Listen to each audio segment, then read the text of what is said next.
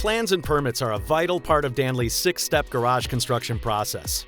The first step to getting your project underway is to obtain the necessary building permits. This will ensure that your garage is built safely and adheres to local building codes.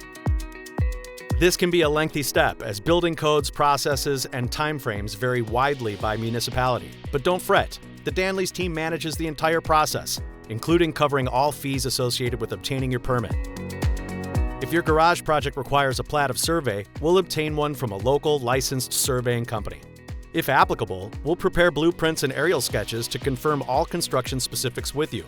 A member of our project review team will keep in touch with you throughout the permitting process.